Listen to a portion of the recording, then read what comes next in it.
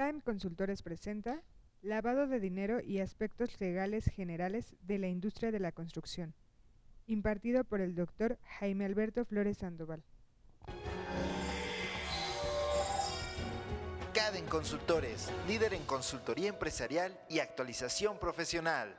Vamos a platicar el día de hoy de lavado de dinero. Vamos a orientarlo sobre todo a la parte de la industria de la construcción, porque bueno, resulta que en los estudios y en las evaluaciones que hace la GAFI, que hace este Grupo de Acción Financiera Internacional que combate el terrorismo y el lavado de dinero, una de las principales áreas o sectores de la economía en donde se estima que se hace o que se llevan a cabo actividades tendientes al lavado de dinero es el sector de la construcción. Y entonces en esta ley que entró en vigor en 2013 se incluyeron como parte de las actividades vulnerables al sector de la construcción, algunas actividades inmobiliarias también vinculadas al sector de la construcción, y por eso es que fundamentalmente en este seminario decidimos incorporar este módulo de lavado de dinero al contexto de lo que estamos valorando como parte del sector de la construcción, como parte de los aspectos importantes, y bueno, de paso hacer una revisión general de los conceptos que envuelven a esta ley contra el lavado de dinero, esta ley federal para la prevención e identificación de operaciones con recursos de procedencia ilícita, y vamos a conocer un poco de esta disposición. Por principio de cuentas, los antecedentes nos dicen que esta ley comenzó como parte de una iniciativa en 2012, una iniciativa que además no surge sola, no surge a raíz de la creación inventiva de nuestros legisladores, sino que es consecuencia de que en el ámbito internacional, saben ustedes, nosotros estamos adheridos a múltiples convenios internacionales, múltiples convenios que nos obligan a cumplir con ciertas obligaciones, entre ellos como miembros de la OCDE, nos dijeron, sabes que tú como parte de esta organización estás obligado a ayudar a todos los demás países miembros a combatir el lavado de dinero. Combatir el lavado de dinero porque finalmente y en muchos casos el lavado de dinero que permea a todo el mundo, no nada más a México, recae en muchos de los casos en actividades terroristas que afectan a países, a las principales potencias del mundo, como acaba de pasar con Francia, como ha pasado en muchas ocasiones con Estados Unidos. Sí, entonces, ese dinero que proviene de muchas fuentes y de muchos países, bueno, pues finalmente recae en terrorismo, nos genera problemas, y tú tienes que crear una ley que combate el lavado de dinero. Entonces nos hicieron la recomendación, parte de aceptar esa recomendación no es gratis, es parte de una cultura en virtud de la cual si nosotros no aceptamos este tipo de eventos, bueno, lo que pasa es que nos empiezan a dar malas calificaciones en términos de la posibilidad de que otros países inviertan en México, de que otros países se acerquen, empiezan a generarnos algunas restricciones, incluso en términos de financiamiento del Fondo Monetario Internacional, del Banco Mundial. Entonces tenemos que aceptar que se haga este tipo de sugerencias, se asimilen en nuestro sistema legal. Bueno, parte de eso es esta ley contra el lavado de dinero. En 2012 se da la iniciativa, en 2013 entra en vigor. Y bueno, esta ley fundamentalmente lo que busca, más allá de combatir las actividades delictivas, es combatir el manejo de los recursos de tal forma que en algún momento tome el carácter de recursos lícitos. Entonces, bueno, ese es el antecedente, una recomendación de carácter internacional que nos hacen, y en esta ley vale la pena precisar cuál es el objeto de la misma. Una ley contra el lavado de dinero, o una ley como la que tenemos nosotros, que es más que una ley contra el lavado de dinero, que así se le ha llamado, es una ley federal, dice la denominación, para prevenir e identificar operaciones con recursos de procedencia ilícita. Hacemos el análisis de la denominación y nos damos cuenta que esta ley no combate los delitos, no combate, por ejemplo, cualquiera de estas actividades, el enriquecimiento ilícito, el narcotráfico, la prostitución, el secuestro, tráfico de armas, tráfico de personas, de migrantes, ni ningún otro delito contra la salud, algo parecido, no combate este tipo de delitos. Lo que hace esta ley es prevenir e identificar la realización de operaciones con recursos de procedencia ilícita, es decir, todas estas actividades empiezan a generar recursos que en principio comienzan con dinero, pero después también se pueden convertir en terrenos, en casas, en autos, en joyas, en múltiples conceptos. Lo que se trata de evitar es que esas actividades delictivas puedan incorporar sus recursos, actividades lícitas, en la apariencia de que son ya recursos de procedencia lícita. Esto es, cuando los delincuentes llevan a cabo cualquier este tipo de actividades, ¿cuál es el medio de pago que normalmente reciben y con lo cual inician su actividad económica? Normalmente efectivo, ¿no? Entonces, ellos tienen efectivo y las grandes cantidades de efectivo, pues normalmente les generan problemas en el manejo, les generan problemas en la incorporación al sistema financiero, les generan problemas incluso para financiar otras actividades delictivas, porque bueno, hoy día todo está globalizando, la economía, el comercio, la política, la economía, incluso algunos sistemas fiscales se están globalizando, y de igual forma la delincuencia se está globalizando. Y delincuentes que están en México también están en Sudamérica, están en Estados Unidos, están en Europa, están en Asia, están en todas partes del mundo y requieren financiar sus actividades en otras partes del mundo. Pues evidentemente con efectivo no lo pueden lograr y entonces lo que buscan es incorporar estos recursos al sistema financiero, en el sistema financiero darles la apariencia de que son recursos lícitos y entonces sí poder financiar actividades, incluso decíamos las actividades que se consideran como parte del terrorismo, ¿no? Hay muchos de estos recursos que terminan o que acaban financiando actividades terroristas y como parte de ese concepto, bueno, es que se trata de combatir al lavado de dinero. Caden Consultores, líder en consultoría empresarial y actualización profesional. Cadem Consultores les da la más cordial bienvenida al seminario Análisis Integral de la Construcción, último módulo, lavado de dinero y aspectos legales generales de la construcción, mismo que estará impartido por el doctor Jaime Alberto Flores Sandoval, de quien me permito hacer un resumen de su trayectoria profesional. Es doctor en Ciencias de lo Fiscal, maestro en Impuesto, licenciado en Derecho y Contador Público. Se ha desempeñado por más de 20 años como consultor, expositor y conferencista en prácticamente todo el país y hasta el día de hoy es el director general de Cadem Consultores. Sin más por el momento, los dejo con el expositor deseando que de antemano satisfaga sus expectativas. Por favor recuerden tener sus celulares en modo silencio y si tienen alguna duda levantar la mano para que mi compañero les pase los micrófonos. Recordemos que tenemos personas que ven el curso en línea y es importante que escuchen tanto sus preguntas como la retroalimentación del doctor. Muchas gracias. Gracias. Dice que hasta el día de hoy director de Cadem Consultores, o sea que a lo mejor ya me van a avisar algo cuando acabe el curso. Pero bueno.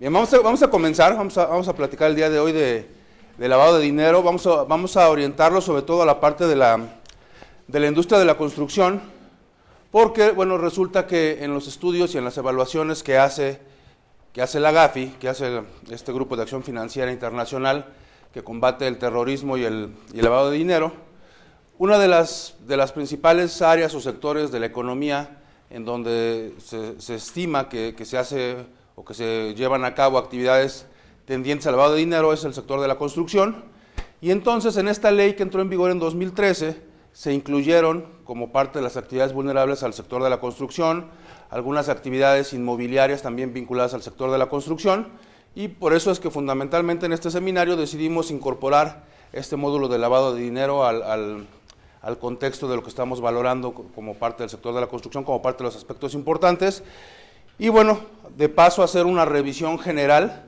de los conceptos que envuelven a esta ley contra el lavado de dinero, esta ley federal para la prevención e identificación de operaciones con recursos de procedencia ilícita, y vamos a conocer un poco de esta disposición. Por principio de cuentas, los antecedentes nos dicen que esta ley comenzó como parte de una iniciativa en 2012, una iniciativa que además no surge sola, no surge a raíz de la creación inventiva de nuestros legisladores, sino que es consecuencia de que en el ámbito internacional, saben ustedes, nosotros estamos adheridos a múltiples convenios internacionales, múltiples convenios que nos obligan a cumplir con ciertas obligaciones, entre ellos como miembros de la OCDE, nos dijeron, sabes que tú como parte de esta organización estás obligado a ayudar a todos los demás países miembros a combatir el lavado de dinero. Combatir el lavado de dinero porque finalmente y en muchos casos el lavado de dinero que permea a todo el mundo, no nada más a México, recae en muchos de los casos en actividades terroristas que afectan a países, a las principales potencias del mundo,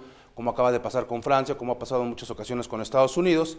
Sí, entonces, ese dinero que proviene de muchas fuentes y de muchos países, bueno, pues finalmente recae en terrorismo, nos genera problemas, y tú tienes que crear una ley que combate el lavado de dinero. Entonces nos hicieron la recomendación, parte de aceptar esa recomendación no es gratis, es parte de una cultura en virtud de la cual si nosotros no aceptamos este tipo de eventos, bueno, lo que pasa es que nos empiezan a dar malas calificaciones en términos de la posibilidad de que otros países inviertan en México, de que otros países se acerquen, empiezan a generarnos algunas restricciones, incluso en términos de financiamiento del Fondo Monetario Internacional, del Banco Mundial. Entonces tenemos que aceptar que se haga este tipo de sugerencias, se asimilen en nuestro sistema legal. Bueno, parte de eso es esta ley contra el lavado de dinero. En 2012 se da la iniciativa, en 2013 entra en vigor. Y bueno, esta ley fundamentalmente lo que busca, más allá de combatir las actividades delictivas, es combatir el manejo de los recursos de tal forma que en algún momento tome el carácter de recursos lícitos. Entonces, bueno, ese es el antecedente, una recomendación de carácter internacional que nos hacen, y en esta ley vale la pena precisar cuál es el objeto de la misma. Una ley contra el lavado de dinero, o una ley como la que tenemos nosotros, que es más que una ley contra el lavado de dinero, que así se le ha llamado, es una ley federal, dice la denominación, para prevenir e identificar operaciones con recursos de procedencia ilícita. Hacemos el análisis de la denominación y nos damos cuenta que esta ley no combate los delitos, no combate, por ejemplo, cualquiera de estas actividades, el enriquecimiento ilícito, el narcotráfico, la prostitución, el secuestro, tráfico de armas, tráfico de personas, de migrantes, ni ningún otro delito contra la salud, algo parecido, no combate este tipo de delitos. Lo que hace esta ley es prevenir e identificar la realización de operaciones con recursos de procedencia ilícita, es decir, todas estas actividades empiezan a generar recursos que en principio comienzan con dinero, pero después también se pueden convertir en terrenos, en casas, en autos, en joyas, en múltiples conceptos. Lo que se trata de evitar es que esas actividades delictivas puedan incorporar sus recursos, actividades lícitas, en la apariencia de que son ya recursos de procedencia lícita. Esto es, cuando los delincuentes llevan a cabo cualquier este tipo de actividades, ¿cuál es el medio de pago que normalmente reciben y con lo cual inician su actividad económica? Normalmente efectivo, ¿no? Entonces, ellos tienen efectivo y las grandes cantidades de efectivo, pues normalmente les generan problemas en el manejo, les generan problemas en la incorporación al sistema financiero, les generan problemas incluso para financiar otras actividades delictivas, porque bueno, hoy día todo está globalizando, la economía, el comercio, la política, la economía, incluso algunos sistemas fiscales se están globalizando, y de igual forma la delincuencia se está globalizando. Y delincuentes que están en México también están en Sudamérica, están en Estados Unidos, están en Europa, están en Asia, están en todas partes del mundo y requieren financiar sus actividades en otras partes del mundo. Pues evidentemente con efectivo no lo pueden lograr y entonces lo que buscan es incorporar estos recursos al sistema financiero, en el sistema financiero darles la apariencia de que son recursos lícitos y entonces sí poder financiar actividades, incluso decíamos las actividades que se consideran como parte del terrorismo, ¿no? Hay muchos de estos recursos que terminan o que acaban financiando actividades terroristas y como parte de ese concepto, bueno, es que se trata de combatir al lavado de dinero. Internacionalmente hay un grupo que se llama Grupo de Acción Financiera Internacional contra blanqueo de capitales y financiamiento al terrorismo, que es la GAFI, que se le conoce así, y ella define al lavado de dinero en los siguientes términos, dice que es el procesamiento de ganancias derivadas de la actividad criminal para disfrazar su procedencia ilícita, permitiendo a los criminales gozar de ellas sin arriesgar su fuente. Entonces, lavar dinero fundamentalmente es eso, ¿no? Yo creo que así lo entendemos todos, ¿no? Lavar dinero es darle al dinero que tiene una procedencia ilícita el carácter o la apariencia, por lo menos, de que es dinero lícito, que es dinero obtenido de buena fuente, y a fin poder utilizar ese dinero en otro tipo de actividades. Finalmente así se conceptualiza en términos internacionales, que además es la acepción que se acepta en todo el mundo. ¿Cómo ha evolucionado en México? Bueno, por principio de cuentas, ya decíamos, el lavado de dinero es un delito independiente a los delitos que le dan origen. Lavado de dinero no es igual a narcotráfico, lavado de dinero no es igual a secuestro ni a trata de personas, lavado de dinero es un delito independiente al otro concepto. Entonces, lavado de dinero es simple y sencillamente tratar de darle al dinero ilícito apariencia de que es lícito y se puede dar en distintas etapas. En nuestra legislación, pues en principio ni siquiera le entendíamos al tema del lavado de dinero. Bueno, ¿cómo es eso de lavado de dinero? Pues a mí se me hace, decían antes, incluso en nuestra legislación, se me hace que es un delito muy parecido al delito de defraudación fiscal, lo cual incluso es erróneo, Porque cuando nace el delito de lavado de dinero, cuando comienza a darse el lavado de dinero, el antecedente histórico, el más famoso, el más común, o el que más se recuerda, es en Estados Unidos, en Chicago, por ahí de 1930, por aquellos años. Habrán ustedes visto algunos de ustedes la serie esa de Los Intocables, ¿no? De Al Capone y toda esa época, en donde ellos, muchas actividades que eran ilícitas, como la prostitución, como la venta de alcohol, como el tráfico incluso de tabaco, de personas, que era ilícito, los casinos, los juegos, generaban mucho dinero, igual que ahora, mucho dinero en efectivo. Sí, entonces el gobierno de Estados Unidos buscaba captar ese tipo de operaciones. ¿Qué hacían ellos? Pues se ponían a lavar dinero. ¿Cómo lavaban dinero? Que de ahí incluso viene parte de la denominación. Bueno, pues lo que hicieron en aquel entonces fue, entre voluntaria y no voluntariamente, comprarles una serie de negocios a los chinitos que vendían o que tenían lavanderías, les compraron sus lavanderías y entonces empezaron a decir que ese dinero provenía de las lavanderías, pagaban impuestos incluso, y entonces el dinero pareciera que era de una actividad lícita, ¿no? Y así comienza este delito de lavado de dinero. Entonces, lavado de dinero no implica necesariamente el no pago de impuestos. También, si recordamos aquella historia, pues en algún momento llegó a ganarles tanto la ambición que decían, bueno, pues lo lavamos a través de las lavanderías, pero en algún momento dejaron de pagar impuestos, y precisamente por esa omisión en el pago de impuestos es que capturan a Al Capone y por eso lo encarcelan y muere en la cárcel, ¿no? Pero así nace el delito. Entonces, un proceso de lavado de dinero bien llevado, que el criminal o los criminales lo hacen de forma adecuada, incluso implica el pago de impuestos.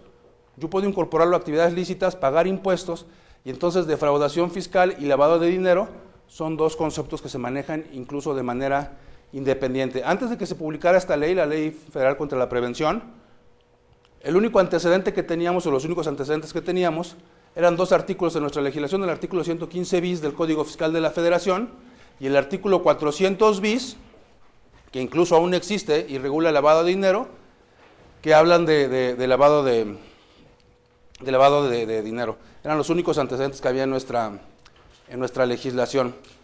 Cuando era vía Código Fiscal, decían originalmente, lavado de dinero es igual a defraudación fiscal, lo cual no necesariamente es cierto. Tan no necesariamente es cierto que hoy en el artículo 108 del Código Fiscal de la Federación, cuando se habla de lavado de dinero, se dice que el lavado de dinero y el delito de defraudación fiscal son dos delitos que se persiguen por separado, que incluso cada uno de ellos merece un tratamiento en el tema penal de carácter independiente. Yo puedo estar lavando dinero y sin embargo no ser defraudador fiscal. Yo puedo ser defraudador fiscal y eso no necesariamente implica que yo esté lavando dinero. O sea, son dos delitos que hoy se tienen que perseguir de forma distinta. Incluso en los antecedentes que tenemos más recientes y más conocidos, están por ejemplo el de los últimos gobernadores que han aprendido, ¿no? Y los acusan de dos cosas, de lavado de dinero y de defraudación fiscal. Está el famoso caso de la maestra, que también la acusan de lavado de dinero y de defraudación fiscal. Entonces, de acuerdo a lo que hemos platicado, decimos, bueno, lavado de dinero, ¿qué es? Que recursos de procedencia ilícita se les dé el carácter ilícito, y entonces se le acusa a la persona por el concepto de lavado de dinero. Pero, por ejemplo, en el caso de la maestra, en el caso de los gobernadores, ¿de dónde proceden, por ejemplo, los recursos que después incorporan los gobernadores a sus cuentas? ¿De qué son? Pues, digo, en el mejor de los casos, del erario público, ¿no? O sea, que algunas obras que desvían algunos recursos, que algunas ayudas que les dan a los gobernadores para que ellos puedan otorgar obras, etcétera, etcétera. ¿Son recursos de procedencia ilícita? Sí, porque no declaran el ingreso.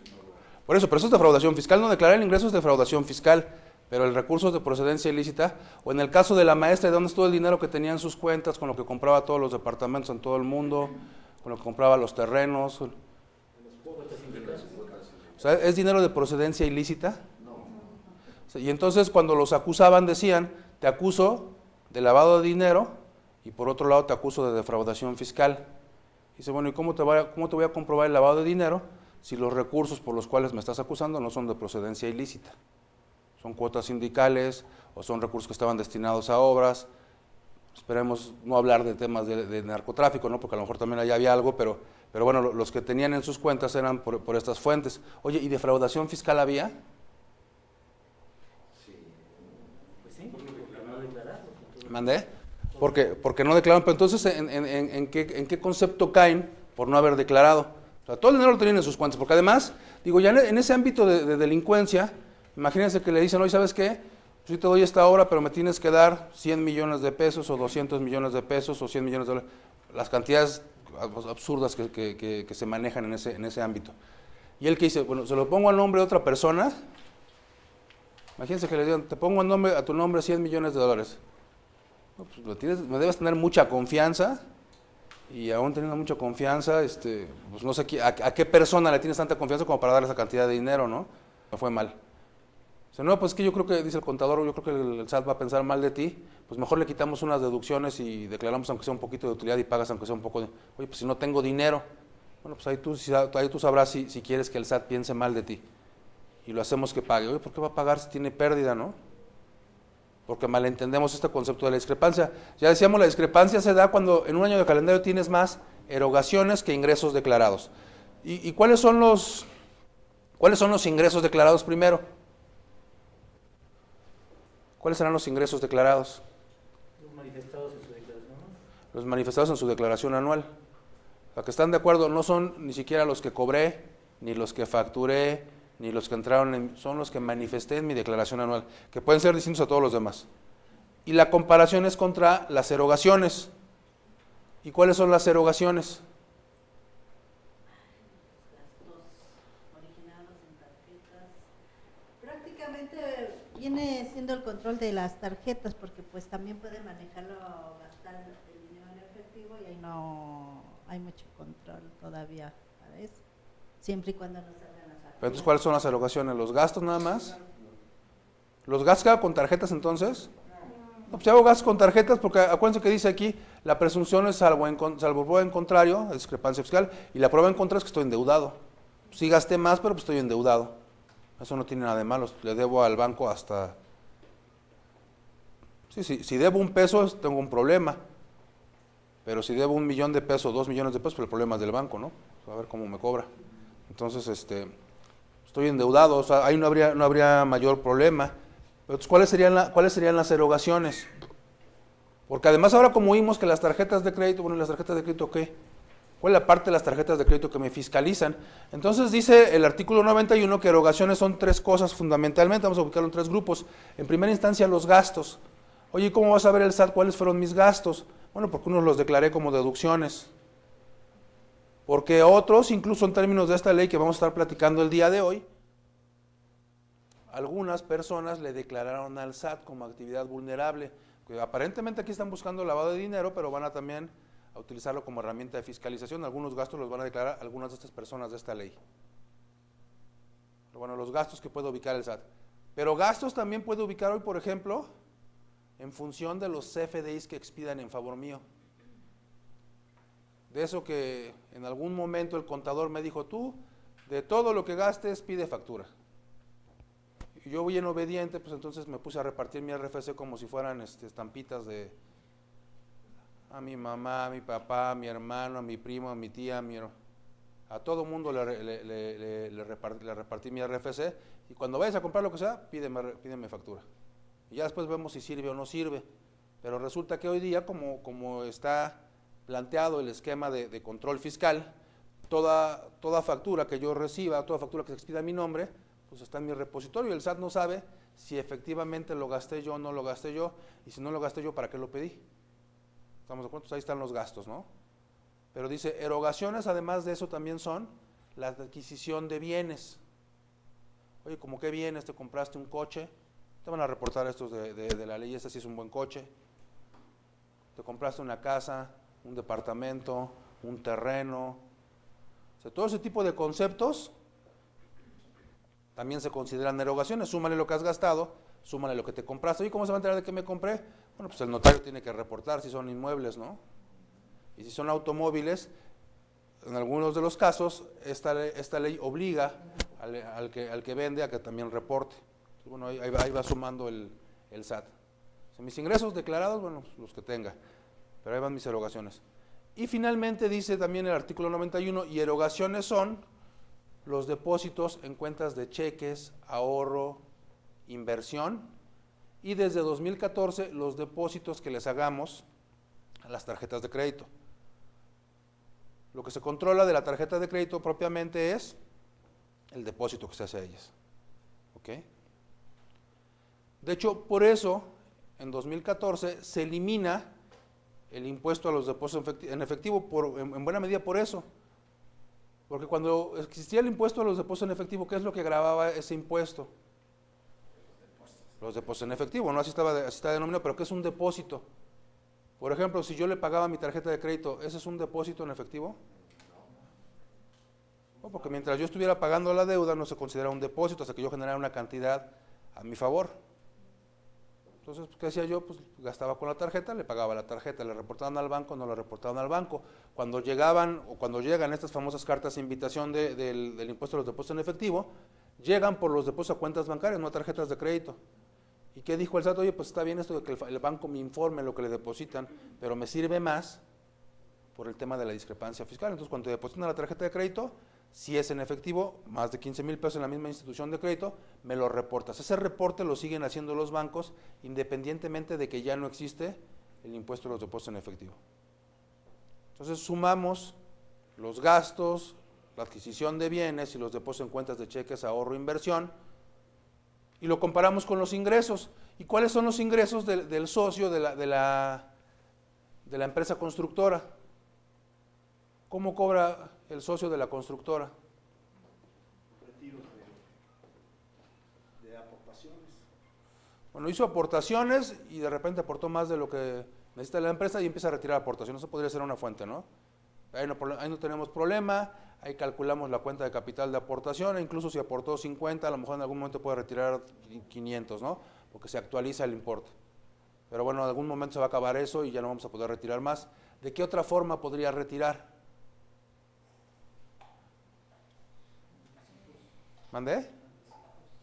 Anticipos de gastos, entonces le damos, pero finalmente como son anticipos, cuando haga el gasto, pues lo va a comprobar y pues prácticamente para él no va a ser. Para vivir, ¿cómo retira el socio?